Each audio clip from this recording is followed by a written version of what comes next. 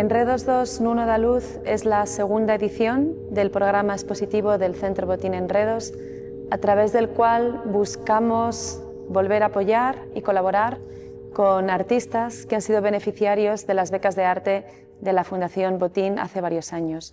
En el caso del artista portugués Nuno da Luz, en el año 2015.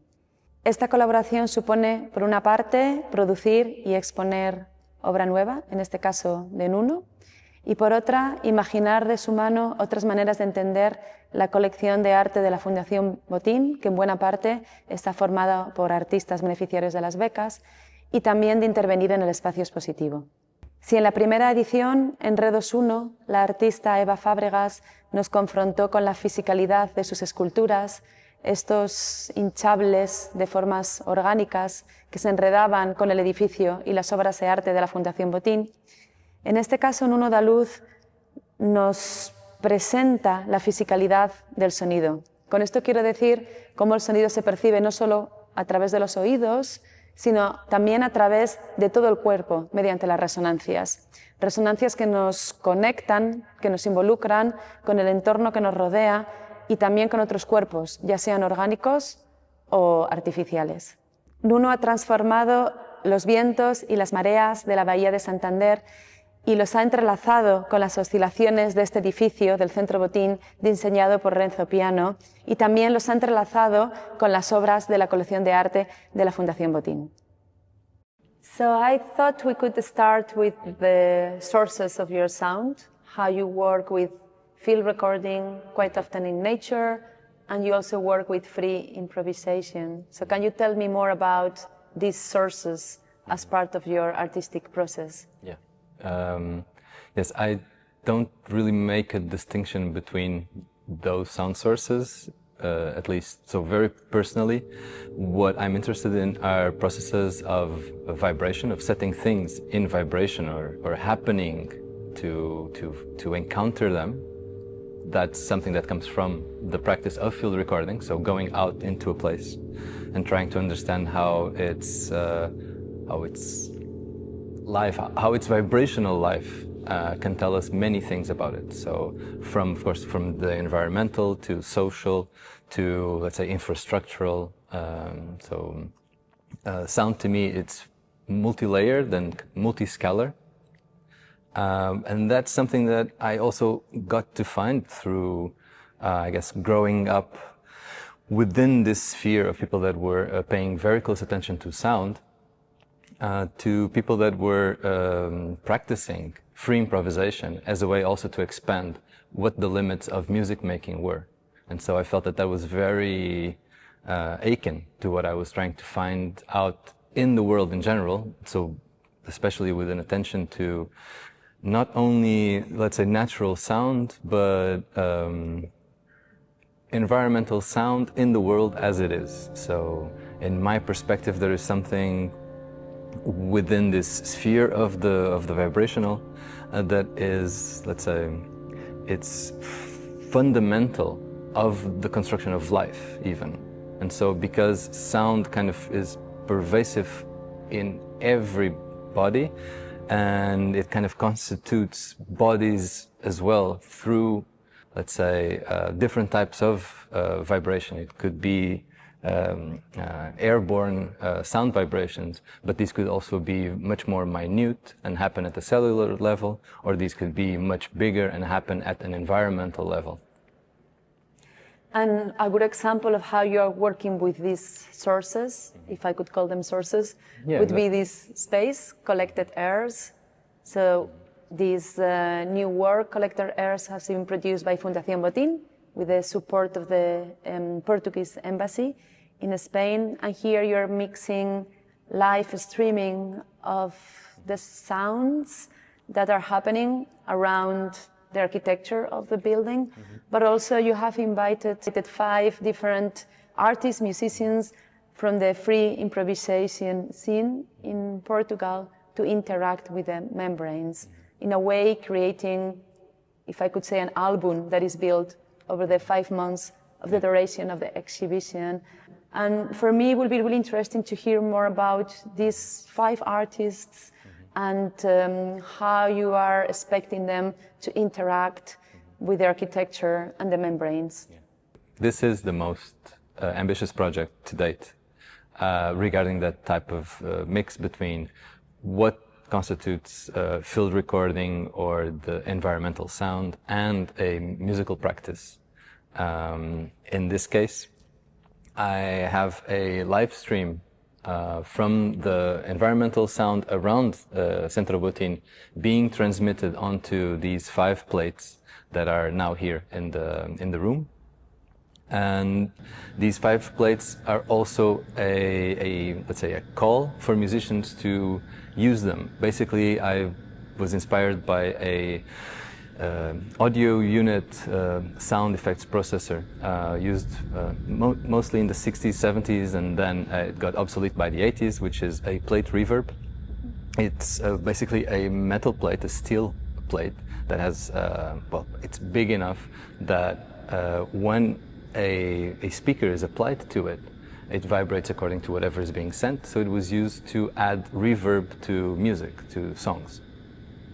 My idea here was to say that the live stream that we're bringing from outside and the work and the practice of each one of these musicians would then meet on this plate, share the same reverberation time and reverberation space, and kind of come together as something that had to do with something that is always happening, which is sound around us, and something that is very unique, which is the moment of the improvisation. And that could never really repeat itself, in the same way that, in a certain way, environmental sound never repeats itself. It is always random, but at the same time it is very constant because it accompanies us, since it's made of everything that is vibrating around us. That could be, of course, the traffic, people, wind, the bay, and everything around it, all the wildlife or urban life that happens within this sphere, and that creates sound. And that musicians will be, let's say, doing their part, their very small part, in this. And we will then encapsulate it and reproduce that moment over and over again. So revisiting the moment of improvisation together with the actual live stream sound of what was happening while they were playing within the room. So in this case, I wanted to invite musicians that, of course, some I know very well, others, so I've collaborated with them. Others I didn't know yet, but they are people that I do admire their work, and I wanted to invite them to collaborate not only with me, but also for them to try out this new sound system. And they all come from the Portuguese free improvisation or free music scene, some from Lisbon, some from Porto, but they do know each other and sometimes they play together. But because it is based on free improvisation, these are ensembles that don't really remain the same, and they're always, constantly searching for new collaborations and new ways of doing their work. And this is something that I've learned from the beginning when I first started to get into the free improv music scene in Lisbon through Margarida Garcia, who will be the last musician that we're inviting. She will play in October.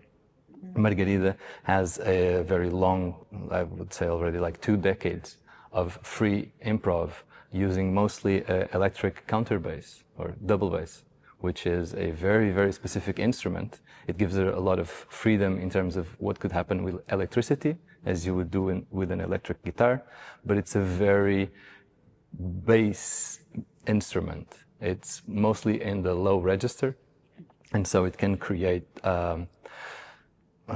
low frequency vibrations that normally you would associate with electronic music. Before her, we will have Angelica Salvi, who's actually from Spain, from Salamanca, but has been living in Porto for many years now. And she's an artist, classically trained, but she has been involved with different forms of improvisation or of expanding the harp through electronics. And so always also searching for new languages within an instrument that has a very classic repertoire. Before her, we will have João Paes Felipe, who's a percussionist, but also a gong and a cymbal maker. And so he has been creating his own metal percussion instruments, which is a very unique technique, and it also bridges the know-how of something that is very almost industrial in a certain way, or very artisanal as well. So we're talking about changing metal into tuning it and fine-tuning it into becoming instruments, but we are coming from raw metal into instrument making. But also a very accomplished percussionist who has been collaborating with many people from all sorts of backgrounds, from African polyrhythmic music to electronic music to free improv. So also is a very eclectic person. Before that, we will have two artists who mostly deal with impromptu encounters and expanded techniques of sound making, but they are never really only doing or playing one instrument. They're not that type of musician in a sort of way. They use everything that could create noise and sound in order to expand our consciousness of what sound and music may mean. Javier Arce and Inês Tartaruga Água are coming from Porto, and here, for example, they will use different types of threads and cables that are attached to one of the plate reverbs, and they will friction them and activate these cables and threads in order to make the plate itself vibrate in ways that it wouldn't normally do. So the plate itself will be amplifying something that they are doing, and they will be also receiving those vibrations and sending them back. And we started collected theirs with the participation of Pedro Alves Souza, who's a saxophone player, but also someone who's always trying to expand the language of what it means to play saxophone.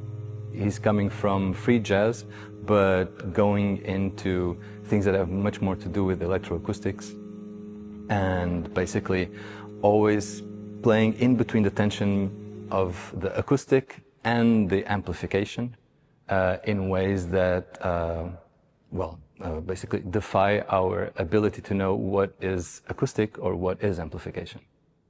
And his performance was incredible. It's like he conjured a storm, no?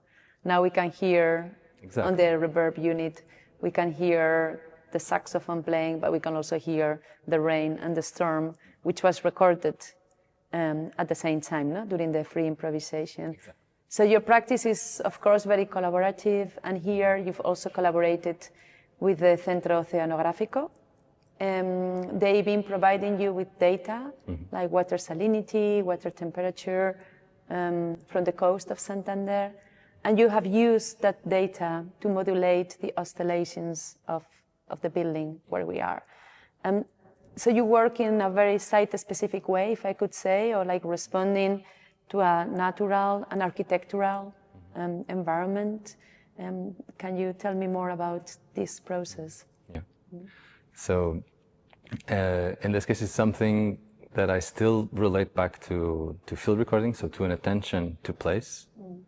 And in this case, there are, of course, a lot of magnitudes that I cannot access only with a pair of microphones and my own ears and my own body. And I need other people to also tell me more about it. And I think this dialogue is what actually can engage a different understanding of what it actually means to live on this planet together, together with everything else that we may not really understand without the help of people being able to translate, things that escape your perception and escape your concept of what constitutes this world. So the collaboration with scientific institutes has been something that is very dear to me and very important. So I've done it previously with the Instituto Hidrográfico in Portugal as well. And here, Santander being the place that it is, concerning the bay, the ecosystem of course, fresh water, salt water, the mountains, all of it, I needed the help of someone who could also engage with this translation let's say, of life in it, all of its magnitude, into something that could be prepared for the exhibition. And in this case, I then started from recording the vibrations of the building itself, but already in mind, I already had in mind that these vibrations could and should respond to its environment once more. So the building is vibrating for some environmental reasons. It tends to resonate highly depending on winds, since it's raised on stilts. It resonates immensely also with the visitors that walk around it. And so this is already a very rich vibrational environment, although we do not hear it because it all happens in the infrasonic register, so below the threshold of hearing. And what I wanted to do, and the Centro Oceanográfico made it possible, was to modulate those vibrations that we cannot hear into something that would be already audible, depending on their readings of the landscape and of the ecosystem. So we have a full 2 years almost of data that concern water temperature, wind speed, water salinity, and wave height. And these change those vibrations that I managed to record from the building itself into something that has a lot more variations of pitch. So it may rise, it may lower, it may become more bassy, more intense, less intense. So volume and pitch are controlled basically by this data in a process that is called sonification. So turning scientific data into audible sound. Great. Yeah, I mean, you've said this to us many times, no? Like you would like to encourage people to be todo oídos, no? All ears. So this idea that sound is not something that just enters us through the ears, but also across the whole body through resonances. And you create these listening spaces, but through the process of building this exhibition together, you've also been all ears with the artists whose works you have included. And there have been many discussions, and there have been many common thematics or sensitivities in terms of an eco-poetic relationship with the landscape, with some of the artists, with nature, in terms of a fascination with the transformation of energy as part of your sound making, but also as part of many of the artists that are here included, kind of artistic process. And also this idea of free improvisation as a space for liberation, no? From oppression in different contexts. And there are many others.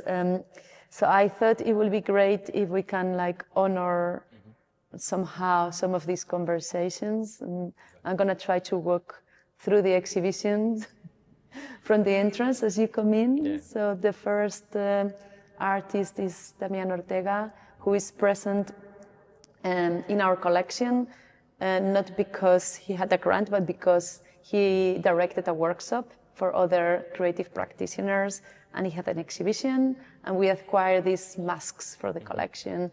And you were thinking about this idea of transformation, no? With these masks.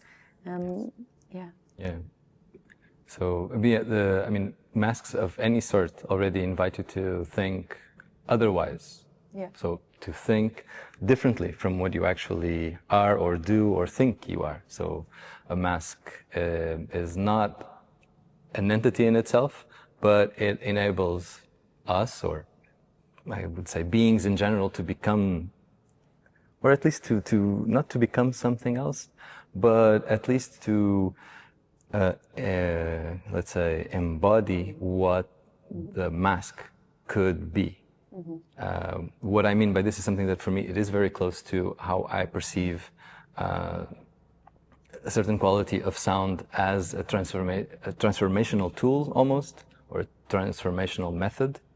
So the masks by Damián, they're all made in very simple ways with things that he found during lockdown, during the pandemic a few years ago. around him, so that it enabled him to, with almost no materials beyond those that were really available to him at a short notice, to already think beyond the spectrum of being secluded or being under lockdown. And through the transformative or metamorphic potential of these masks. Mm-hmm. And that is something that for me is very akin to the work that sound may do, especially when it comes into free improvisation and the techniques that they use. Some of them are very, very old techniques that have to do with transducing practices that have been part of different traditions in the world, but especially in the global south for millennia. Yeah. And so masks and music have always been together, especially through dance and through ritual.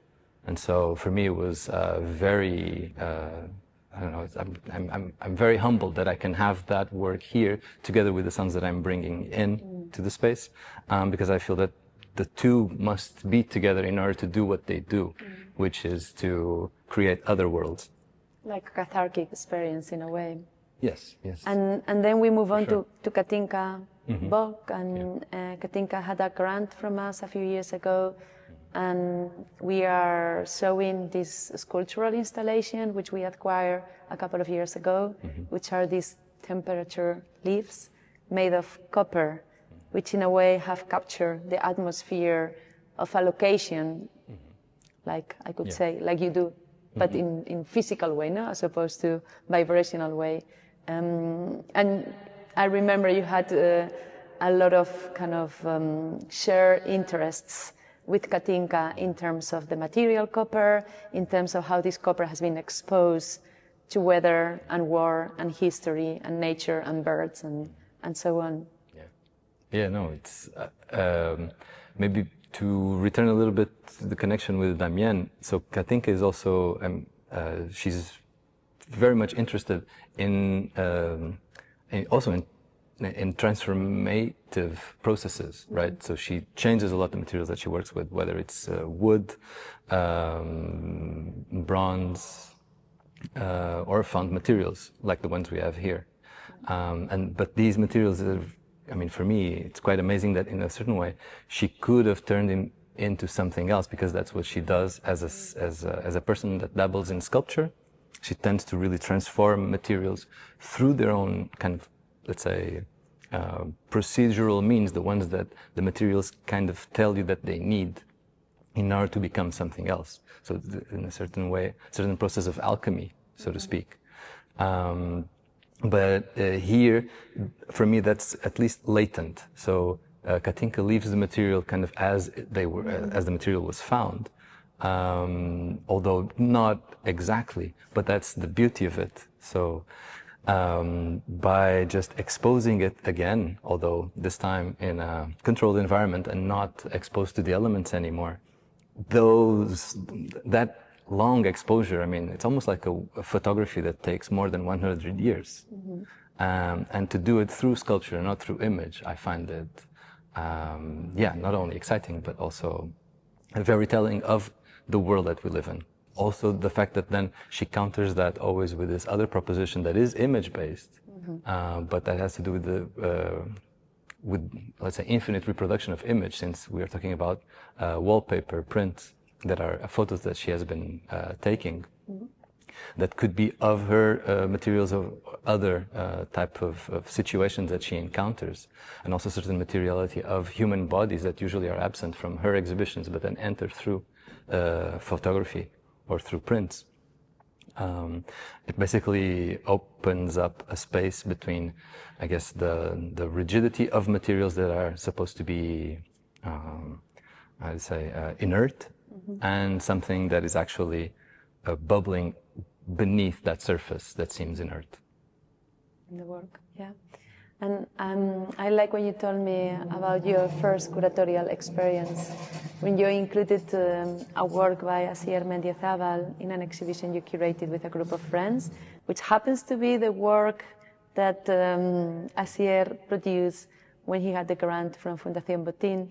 And so we decided to exhibit it, display it in the same way as he did many years ago in a previous space that the Fundación Botín had before the existence of Centro Botín. And yeah, and there were so many shared interests with Asier.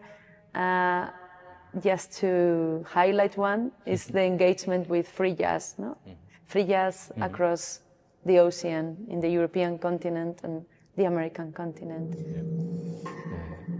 No, it's quite amazing to be able to find that work again, since it is something that's a bit rarefied in the practice of Asier, since he's also very much working with sculpture. Yes. But so this work back then, we're talking about 2009, was a way to be able to invite him for a very low budget exhibition, like group exhibition that I was making together with many other friends, all of them artists. So none of them curators. And he was kind enough to lend us the work. And so to basically return to it after all these years and still finding that same poignancy and that same urgency, especially in the way that he's not only talking about the potential of free jazz as a resistance tool by African American musicians, but also the way that jazz is still in that to military music especially, and then making this comparison with social housing architecture in the north of Spain. It speaks loads about how the regimes of attention and of control are always in tension with one another, and so that one may feed from the other and then go against it, or vice versa. Yeah. So some things may be captured by structures of power, others may be appropriated from those structures of power and kind of fed back, but transformed through the freedom of expression.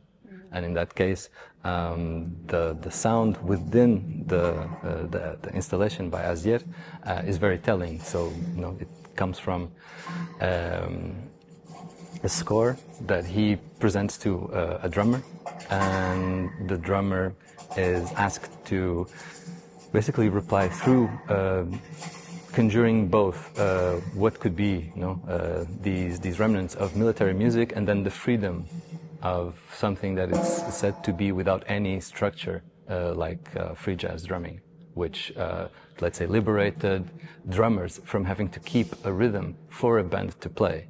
And drummers could then become musicians in their own, by their own. Yeah. And then we progress towards Eva Fàbregas, and this is the work we acquired after Enredos I, which you came to see, and it's called Usin 3, and it's this entanglement of inflatables that remind you of some kind of bodily, organic process. So we were talking about digestion, no? When we were on transformation of energy, digestion. We were talking about how sound can affect somehow your own internal organs. For sure. I mean, that was very apparent from the Enredos I with Eva, because she was, displaying her inflatables, for lack of a better word, through the building, as if the building was also a body, and we were within its gut in a way, and able to participate in that digestive tract. Right. I'm very happy that we have a remnant of it as well. So to go back to that idea like of the building as a body. Yeah. And of course, I mean, that's also one of the quirks of Eva's work, is that some of it really responds to sound, because there is sound in it, although, again, it's infrasonic, so we do not really hear it, but there are there are subwoofers that may create certain vibrations on the materials themselves, and then because they are inflatable, they tend to also reverberate a bit more because they are very light. And so, in a certain way, they do bring us back to how our body, our inner body also reacts to these same sources. And there is, I mean, this idea of transformation continues with a black box space where we are showing a film core by June Crespo and Madi Barber, no? Where we, in a way for me it's very interesting to watch that film because I somehow can see June Crespo's sculptures in a way of, it really kind of translates kind of the feeling of being confronted to this tension between the organic and the industrial, no? in her work, so to say. And of course, through Madi's cinematic lens, the film has kind of evolved. I know you are very familiar and know well Yune's sculptures. So can you tell me more about this relation between the industrial and the organic, which also happens in your work and in the film? Yes, although, I mean, so in my work, I guess that relationship is always much more, well, it's more invisible because I work with so-called invisible materials. I mean, they take up a physical space, but you can't really see them. You can sense, you can feel them. I think that Yune's work is in a certain way kind of opposite. It's very visual in a certain, I mean, all objects would be, but in her case, she can infuse the objects that she creates with a certain type of material and physical tension that is very apparent from just the fact that you look at them. You don't really need to touch them to know that they are in kind of impossible situations, or that they went through, let's say, incredible pressure. Maybe in a way similar to how we can show something else from Katinka's work, that it's not what she usually shows all the time, so to speak, not the work that she is more well known for. I was also very happy to get to see this film that I didn't know that existed, and that was so telling of Yune's practice through the eyes of someone else, without having to show her sculptures that she is also very famous for, and for very good reasons. So this détournement, so this way of like changing the gaze and changing how we relate to certain things, especially the ones that we feel that we know, I feel that that's where we can learn the most. And suddenly we can learn a lot more about Yune's practice without even seeing her sculptures, which is an amazing event in itself. And then we have a space where we are presenting two works. So the first of them is by Jorge Satorre. It's a sculptural installation titled Formal Encounter in the Garden, Encuentro Formal en el Jardín. He has translated a series of sketches by Miguel Covarrubias, a caricaturist, into volumes, no? into sculptures. And when you were talking to him, or when you were talking to me about him, I can remember the context. There is a concept that really stayed with me, which is the concept of archaeoacoustic. So perhaps we can talk about this in relation to your practice and Jorge Satorre's practice for this work. Yes. So Jorge presented not this work, but he presented us with some of his research and previous works, and they all had something to do with, of course, with history, with, I guess, a certain obsession of his with how you tell, how you recount history, and it goes through this layering of his, of creating or kind of like producing and reproducing either objects or images that are all very fragmented, as if he's trying to puzzle together something that has been lost a very long time ago. So there is definitely in his work a vein that has to do with archaeology, but not exactly, because he's also trying to push the boundaries of maybe of what, let's say, of what archaeology may be missing, because these are fragments that did not exist in the historical timeline. Yeah. So he's as if kind of, I say, yeah, again, a détournement, like a change of gaze of archaeology through an artistic practice. And that reminded me a lot of work that has been done today around the, let's say, the sonic and the acoustic properties of specific spaces, ruins, caves, other places of human dwelling that may have been overlooked in the past because we were not looking for it. So we were not looking at the ways that those places vibrate and can enhance sound or absorb sound in ways that are very specific and that could be connected with cultures that have disappeared or have since mutated into something else, and that our access to it has become very partial. So that's not something that I do myself, but it's something that interested me a lot because it questions the prevalence, again, of especially of the visual and of the physical timeline that we have through history and through archaeology, and that Jorge is also questioning with his own means that can be very visual, but they're always well, pointing towards the space in between those same fragments that he creates. So something is missing there. That's what he's pointing at, yes, although we are filled with all these fragments. Yeah, I'm going to throw another term there, eco-poetic. So this is, yes, when we talk about your practice and Javier Arce's practice, who is sharing the space with Jorge Satorre.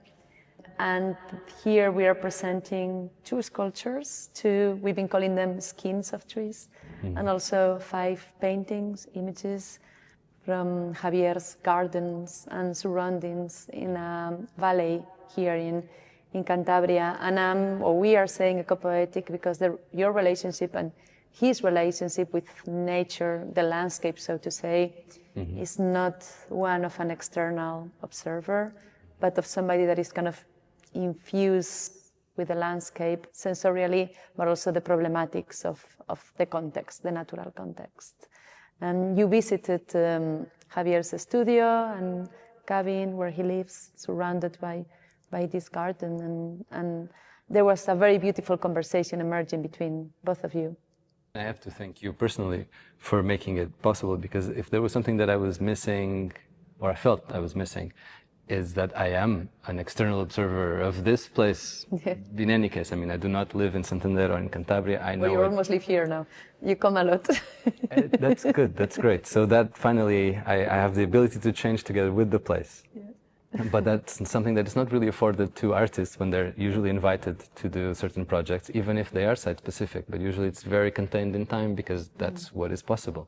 In this case, so we made other things possible, especially to be able to meet and work with someone who is very much ingrained. I mean, born in the region, knows the region, decided to live away from it, came back, and is now living in a rural area, but even though near.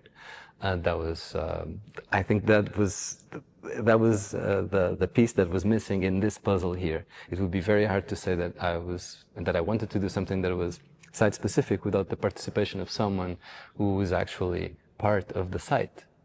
And Javier is that, because he is living it and through it.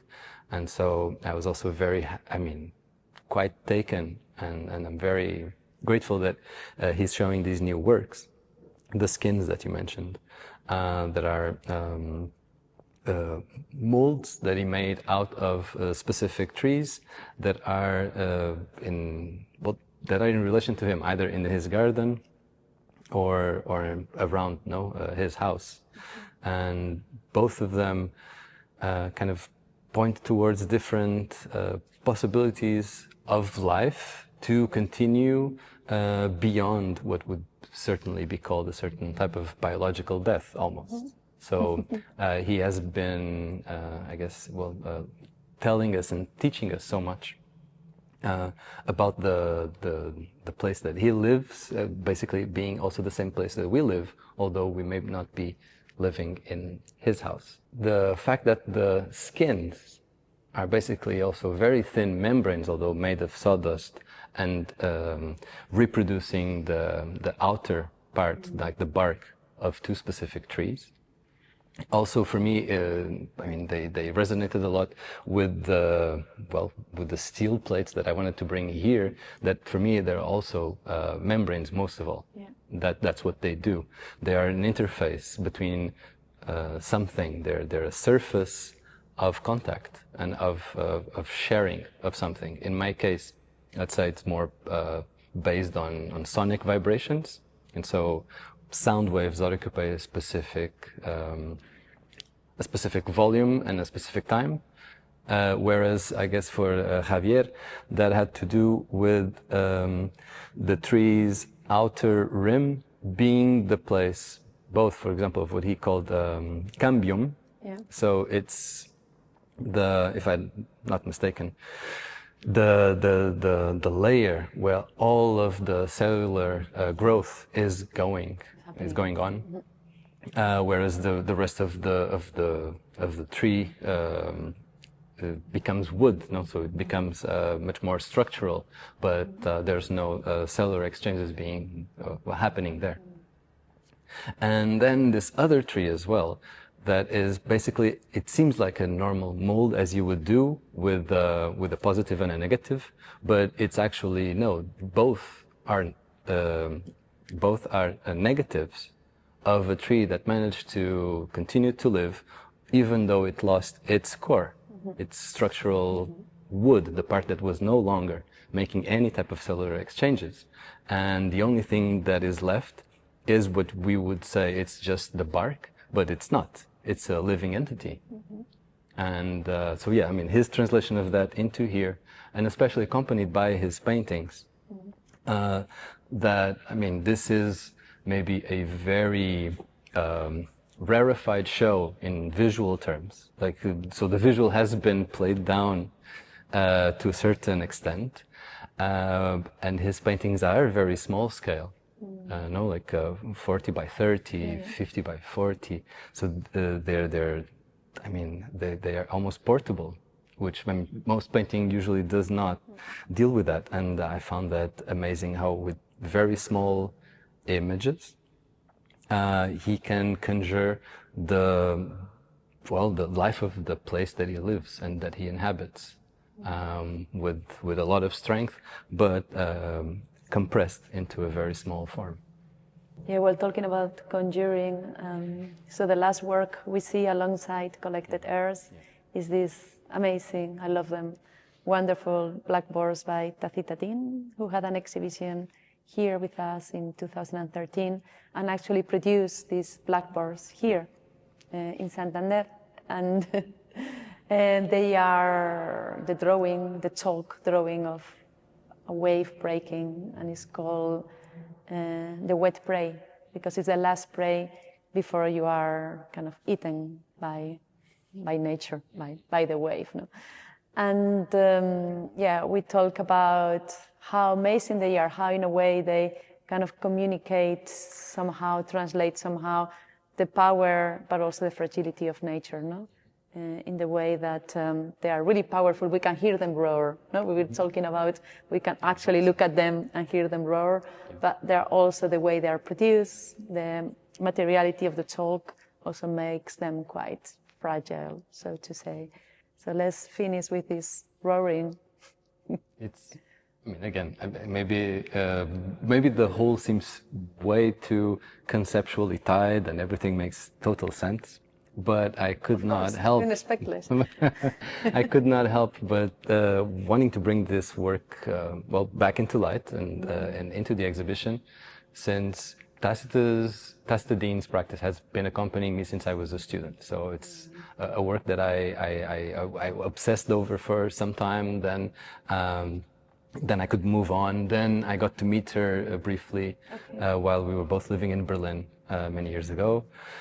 So they kind of like appear and reappear, but I was also very happy to know that here we would have access to the blackboards and to her drawings, and not necessarily one of her film pieces, although those would also be great. But these, since the first time I saw some of those, not necessarily these ones, but other drawings of her, of course, how can you not be taken by their immense fragility and their immense force. So most of the drawings I saw, they always conjured, roaring seas and complicated waves, and I guess as a certain type of homage to the life of seafarers, so of sailors and other people that, that live through that specific ecosystem, which is, let's say, it's kind of inhuman. It's much larger than human life could ever be. That's why we're on the coasts. That's why we're on the crust and not really on the water, except for some people that actually take that leap. And I think that Tacit, in a certain way, is reminding us always of that, but through drawings that could disappear tomorrow because they have not been fixed in any way. So it's still just the chalk on a blackboard. And I have to say that that's one of the things that most visitors that I've encountered here have told me, was that they love to see this work, of course, next to the bay, so that it reminds us that the bay is not only the bay that we see here with this viewpoint over the water, but there's a lot more bubbling beneath its surface. But also, I guess, then its relationship with collected airs, with the plate reverbs, that are also in between being very industrial objects, but still sharing some fragility. They're extremely thin steel plates, and they are, they're giving us back the sounds that we could hear from this bay here, almost like a soundtrack for Tacitus Dean's drawings as well. Yeah. Although, again, maybe just a slight and a very partial portrait of it.